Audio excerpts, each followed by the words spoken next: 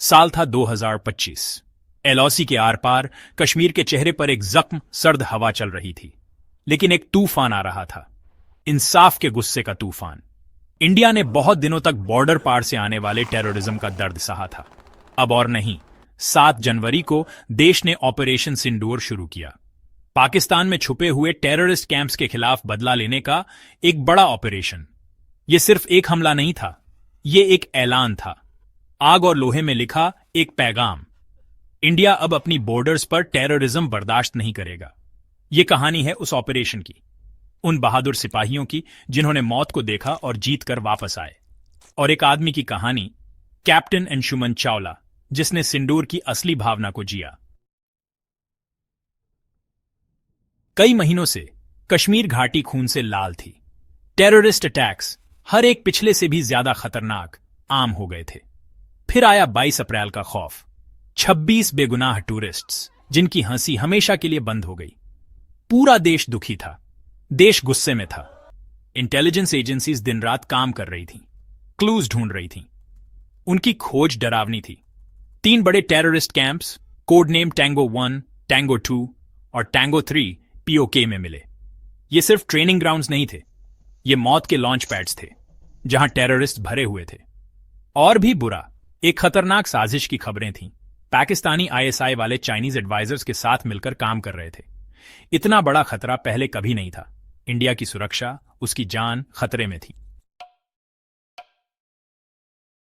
जैसे ही देश के टॉप ऑफिसर्स इकट्ठे हुए, कमरे में सन्नाटा छा गया।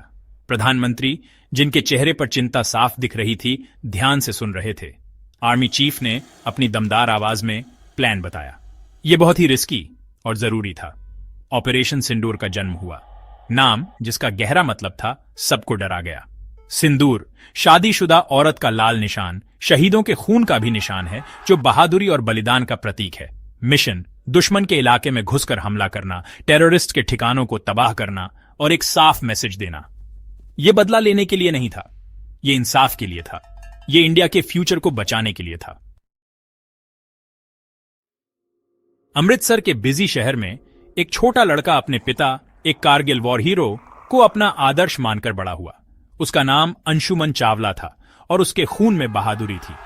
अपने कर्तव्य के लिए अंशुमन हर चीज में आगे निकल गया। वो इलीट एनएसजी में शामिल हो गया, एक अच्छा कमांडो बन गया। उसकी काबिलियत रॉ ने देखी और उसे उनके सीक्रेट ऑपरेशंस विंग में ले लिया गया। वो निडर, हुनरमंद और देशभक्त था। उसे क्या पता था कि उसे एक ऐसे मिशन के लिए चुना गया है जो उसे हिस्ट्री में याद रखेगा। भाग 5, अंधेरे में हमला शुरू। 7 जनवरी की रात आई, अंधेरे और उम्मीदों से भरी। तारों वाले आसमान के नीचे इंडियन एयरफोर्स के हेलीकॉप्टर्स कैप्टन चावला और उनकी कमांडो टीम को लेकर चुपके से एलओसी पार कर गए। उनका टारगेट, दुश्मन का इलाका। हर कोई देश की उम्मीदें लेकर चल रहा था। उनके चेहरे गंभीर थे। वे आगे बढ़ रहे थे दुश्मन पर हमला करने के लिए। मिशन और शायद देश का भी उनकी जीत पर निर्भर था। भाग 6, टैंगो डाउन, आतंक पर हमला। टैंगो 1, एक बड़ा कैंप जो टेररिस्ट से भरा था, उनका पहला टारगेट था। कमांडोज रात के साए कैंप पर उतरे। उनका हमला तेज और सटीक था। जब उन्होंने दुश्मन को मारा तो धमाकों ने रात के आसमान को रोशन कर दिया। हर कदम में उनकी ट्रेनिंग और निशानेबाजी दिख रही थी। इसके बाद टैंगो 2 आया, एक वेपन्स डिपो। इसका खात्मा टेररिस्ट के लिए एक बड़ा झटका था।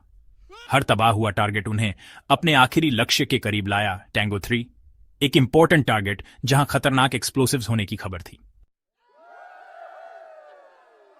भाग 7, आखिरी बलिदान, एक हीरो को अलविदा। जैसे ही कैप्टन चावला और उनके आदमी टैंगो 3 के पास पहुंचे, टेंशन बढ़ गया। उनके सबसे बुरे डर सच हो गए। ये सिर्फ एक्सप्लोसिव्स नहीं थे, ये एक टाइम बॉम्ब था जो बहुत तबाही मचा सकता था। इसे डिसार्म करने का टाइम नहीं था और दुश्मन के और लोग आ रहे थे। कैप्टन चावला ने एक ऐसा फैसला लिया जो हमेशा याद रखा जाएगा। उन्होंने अपने आदमियों को वापस जाने को कहा, खुद पीछे रहने का फैसला किया। रेडियो पर उनके आखिरी शब्द, भारत माता की जय। मिशन पूरा हुआ। जय हिंद, एक तेज धमाका, एक जोरदार आवाज, और ऑपरेशन सिंदूर के हीरो कैप्टन अंशुमन चावला ने अपनी जान दे दी। भाग 8, गड़गड़ाहट की गूंज, इंडिया का पैगाम, पाकिस्तान का गुस्सा। दुनिया 1971 के बाद इंडिया के सबसे बड़े बॉर्डर पार स्ट्राइक ऑपरेशन सिंदूर की खबर से चौंक गई। इंडिया ने बताया कि उसने 9 टेररिस्ट ठिकानों को तबाह कर दिया है, जिससे जैश और लश्कर के ऑपरेशंस बंद हो गए हैं। पाकिस्तान, जो हार गया था, इस बात को छुपाने की कोशिश कर रहा था, आम लोगों के मरने का दावा कर रहा था और बदला लेने की बातें कर रहा था। इंटरनेशनल कम्युनिटी शांति की बात कर रही थी, लेकिन इंडिया के टेररिज्म से लड़ने के हक को माना। ऑपरेशन सिंदूर ने सब बदल दिया था। इंडिया ने एक साफ मैसेज भेजा था, वो अब कमजोर नहीं है, वो आग से आग का जवाब देगा। भाग 9, बहादुरी की याद, कैप्टन अंशुमन चावला को याद करते हुए। कैप्टन अंशुमन चावला के बलिदान ने लोगों को प्रेरित किया। वो बहादुरी के प्रतीक बन गए। उनकी कहानी हर जगह फैल गई। उनकी बहादुरी हमें याद दिलाती है कि हमारे सोल्जर्स हर रोज बॉर्डर पर लड़ रहे हैं। ऑपरेशन सिंदूर और कैप्टन चावला का बलिदान दिखाता है कि इंडिया टेररिज्म से लड़ने के लिए तैयार है। यह हमें याद दिलाता है कि टेररिज्म से लड़ने के लिए हमें एक साथ मिलकर काम करना होगा। आइए हम कैप्टन चावला और उन सभी को याद करें जिन्होंने देश के लिए अपनी जान दी, टेररिज्म के खिलाफ एकजुट होकर। उनका बलिदान हमेशा याद रखा जाएगा।